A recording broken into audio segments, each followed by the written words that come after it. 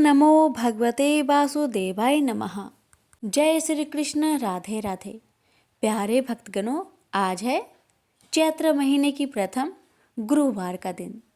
गुरुवार का दिन बृहस्पति देव और विष्णु भगवान को समर्पित है। जो भी भक्त श्रद्धा पूर्वक गुरुवार का व्रत करते हैं और इन कथाओं का श्रवण करते हैं, उनके भाग्य के द्वार खुल जाते हैं और सभी मनोकामनाएं विष्णु भगवान की कृपा से पूर्ण हो जाती है। तो आइए बड़े ही श्रद्धा से प्रसन्नचित मन से श्रवण करते हैं बृहस्पतिवार की व्रत कथा। भारतवर्ष में एक प्रतापी और दानी राजा राज्य करता था। वह नित्य गरीबों और ब्राह्मणों की सहायता करता था। यह बात उसकी रानी को अच्छी नहीं लगती थी। वह न ही गरीबों को दान देती, न ही भगवान का पूजन करती थी और राजा को भी दान देने से मना किया करती थी। एक दिन की बात है कि राजा वन में शिकार खेलने गए हुए थे, तो रानी महल में अकेली थी। उसी समय बृहस्पति देव भगवान साधु भेष में राजा के महल में भिक्षा लेने के लिए गए और भिक्षा मांगी। रानी ने भिक्षा देने से इनकार कर दिया और कहा, हे साधु महाराज, मैं तो दान पुण्य से तंग आ गई हूँ। मेरा पति सारा धन लुटाते रहते हैं। मेरी इच्छा है कि हमारा धन नष्ट हो जाए, फिर न रहेगा बांस, न बजेगी बांसुरी। रानी की बातें सुन साधु महाराज ने कहा, हे देवी, तुम तो बड़ी विचित्र हो। धन संतान तो सभी चाहते हैं, पुत्र और लक्ष्मी तो पापी के घर भी होने चाहिए।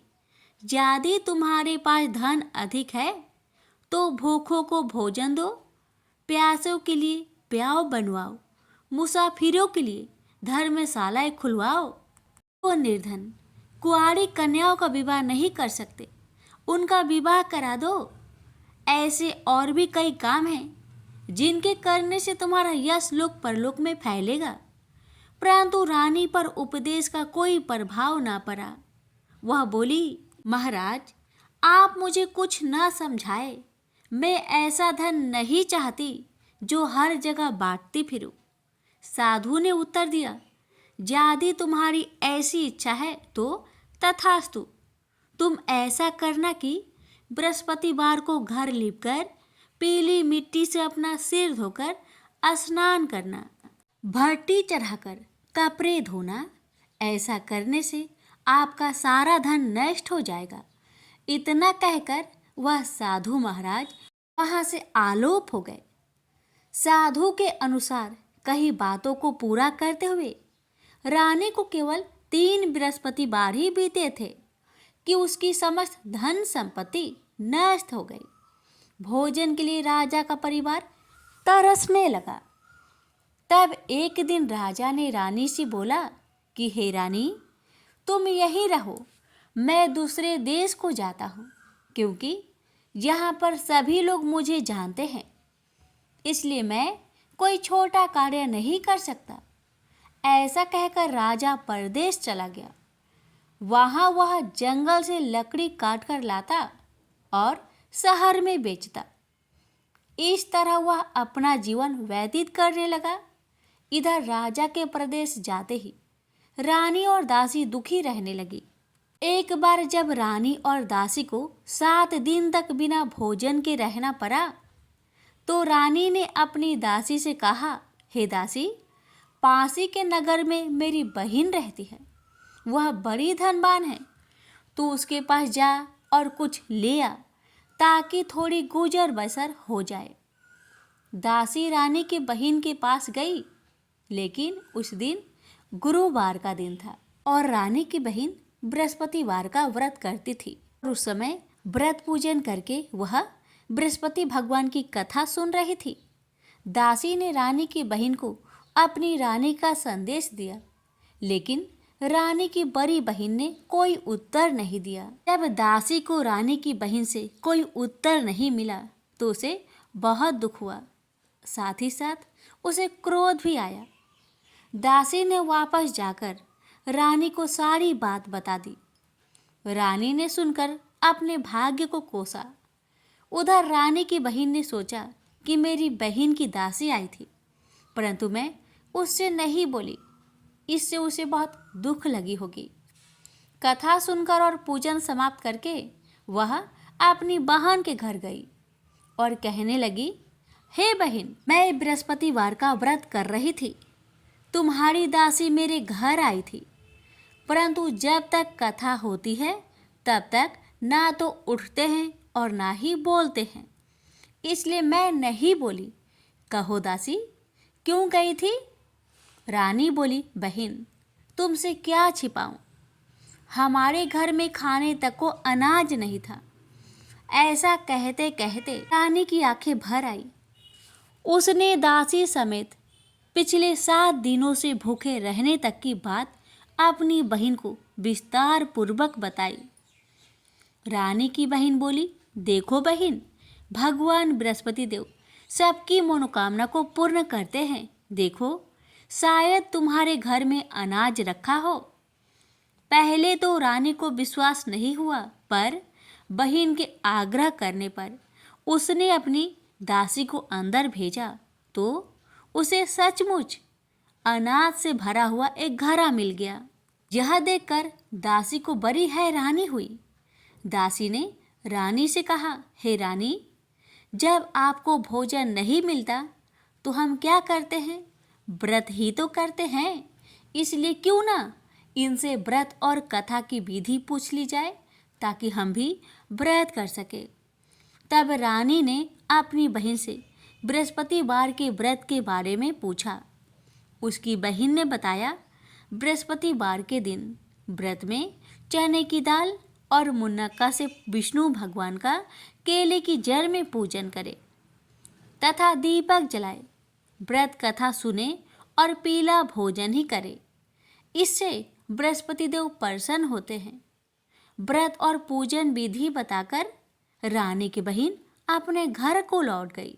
7 दिन के बाद जब गुरुवार आया तो रानी और दासी ने व्रत रखा। घुड़सार में जाकर चना और गुड़ लेकर आई। फिर उससे केले की जड़ तथा विष्णु भगवान का पूजन किया। अब पीला भोजन कहाँ से आए, इस बात को लेकर दोनों बहुत दुखी थे। चूँकि उन्होंने व्रत रखा था, इसलिए बृहस्पति देव उनसे प्रसन्न थे।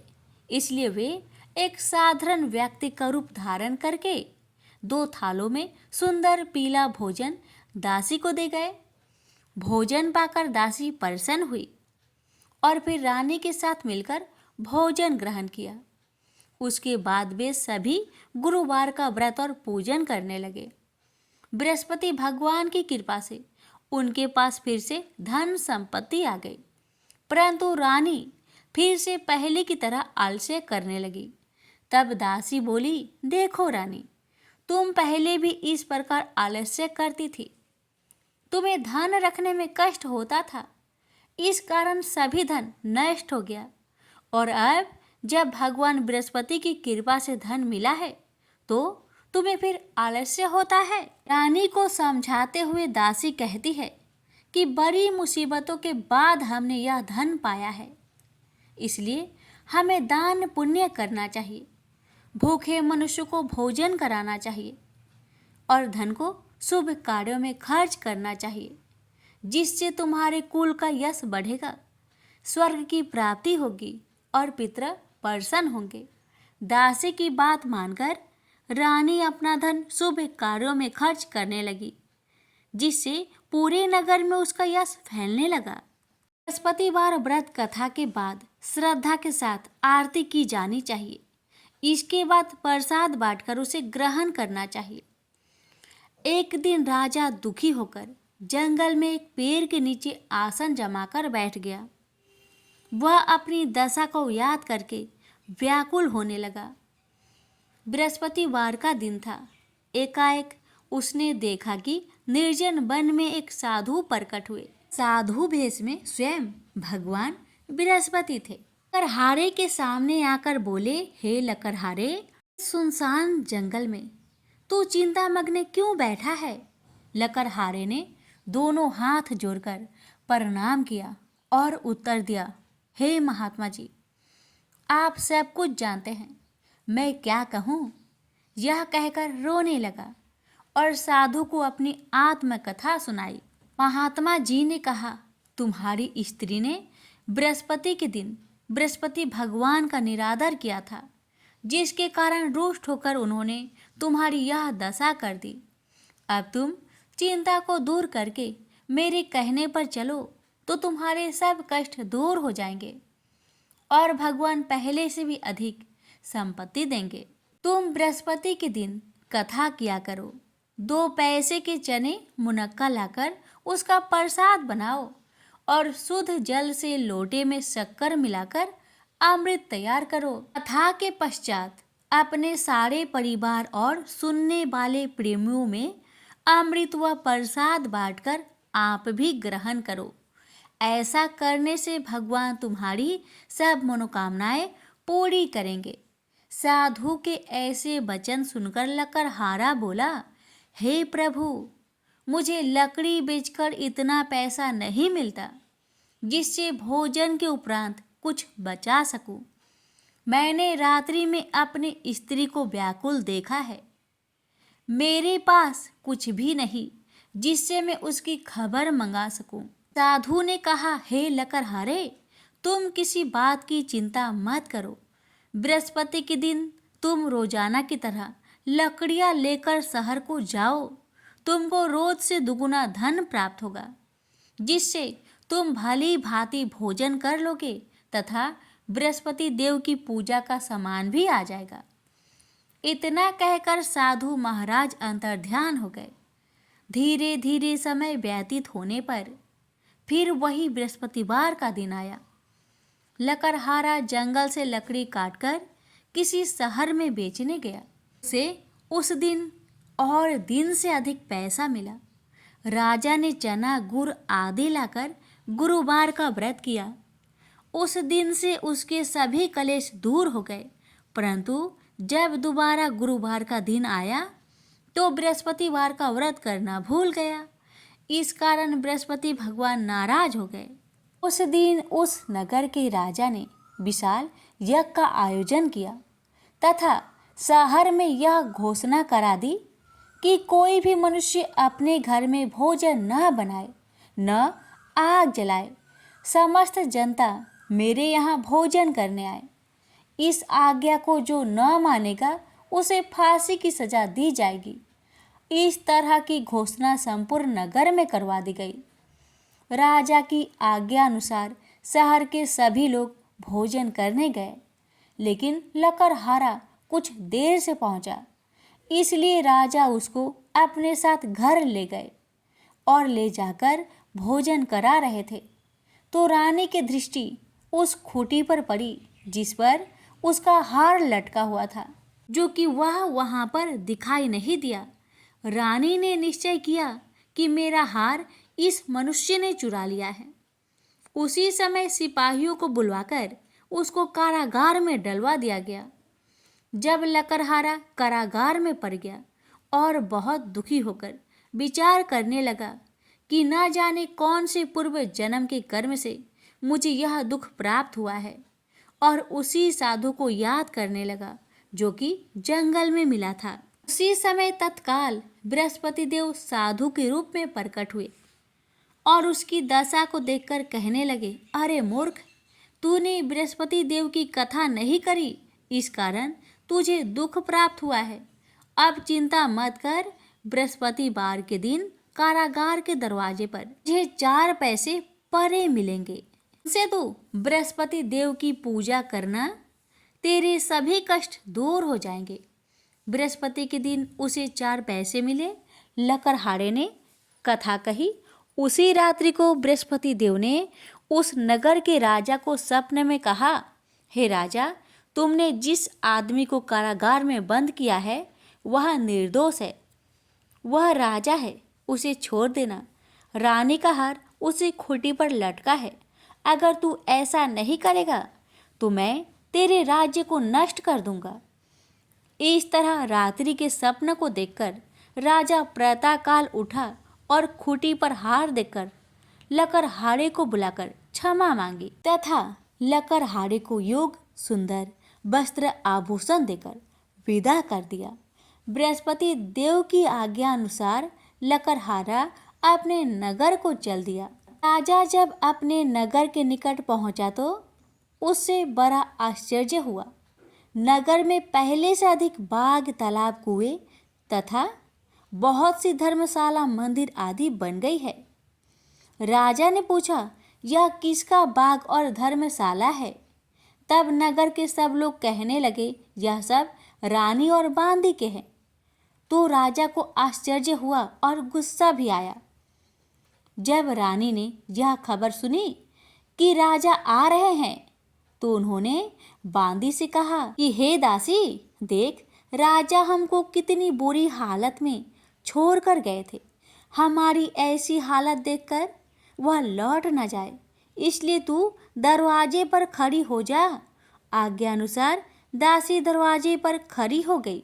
राजा आए तो उन्हें अपने साथ ले आई। तब राजा ने क्रोध करके अपनी रानी से पूछा कि यह धन तुम्हें कैसे प्राप्त हुआ है? तब उन्होंने कहा, हमें यह सब धन बृहस्पति देव की व्रत के प्रभाव से प्राप्त हुआ है। राजा ने निश्चय किया कि 7 रोज बाद तो सभी बृहस्पति देव का पूजन करते हैं, परंतु मैं प्रतिदिन दिन में 3 बार कहानी तथा रोज व्रत किया करूँगा।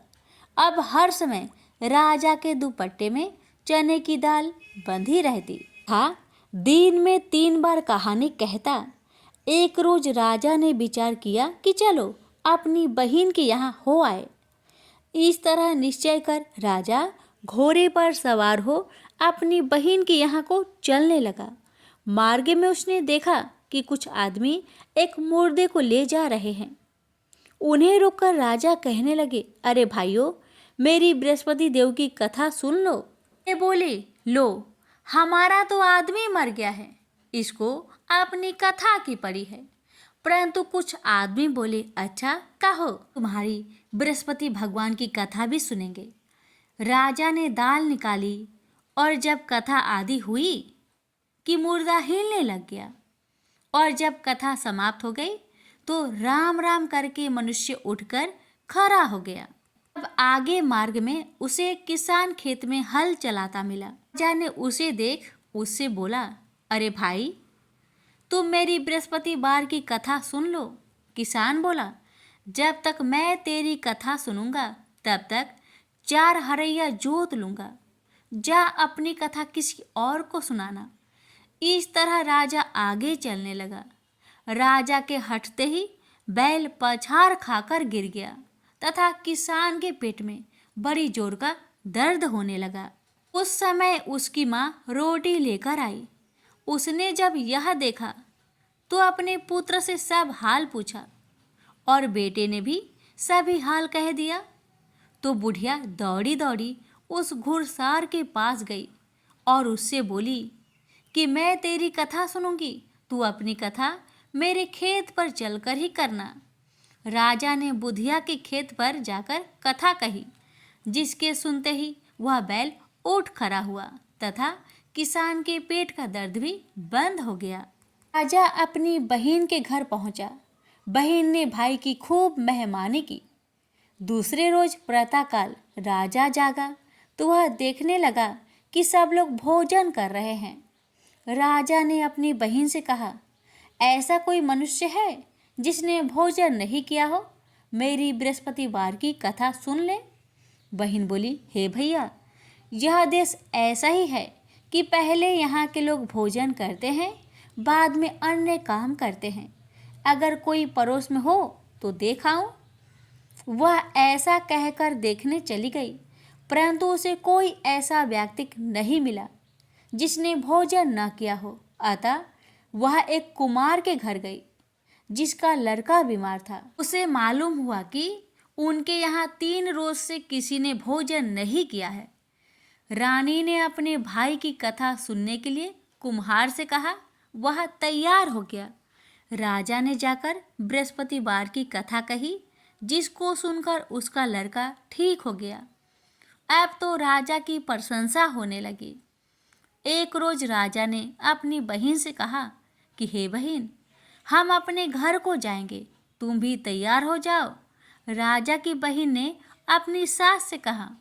तो सास ने कहा, हाँ चली जाओ, परंतु अपने लड़के को मत ले जाना, क्योंकि तेरे भाई के तो कोई औलाद ही नहीं है। बहन ने अपने भैया से कहा, हे भैया, मैं तो चलूंगी, पर कोई बालक यहाँ से नहीं जाएगा। राजा बोला, जब कोई बालक नहीं चलेगा तब तुम ही क्या करोगी आके। बड़ी दुखी मन से राजा अपने नगर को लौट आया।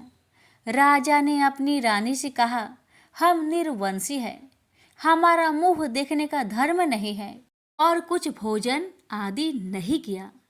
रानी बोली, हे प्रभु, बृहस्पति देव ने हमें सब कुछ दिया है, वह हमें औलाद अवश्य देंगे।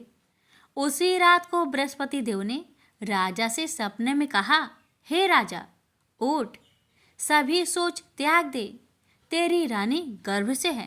राजा यह बात सुनकर बहुत प्रसन्न हुआ और 9वें महीने में रानी के गर्भ से एक सुंदर पुत्र पैदा हुआ। तब राजा बोला, हे रानी, स्त्री बिना भोजन के रह सकती है, पर बिना कहे नहीं रह सकती। जब मेरी बहन आवे तुम उसे कुछ मत कहना। रानी ने सुनकर हाँ कर दिया।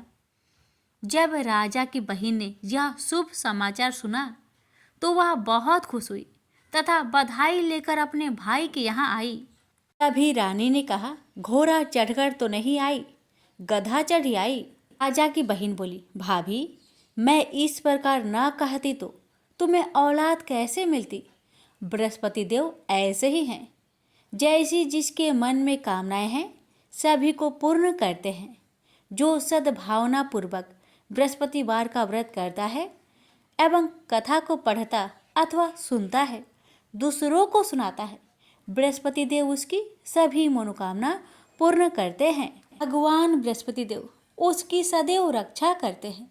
संसार में जो मनुष्य सद्भावना से भगवान जी का पूजन व्रत सच्चे हृदय से करते हैं, उनकी सभी मनोकामनाएं पूर्ण करते हैं।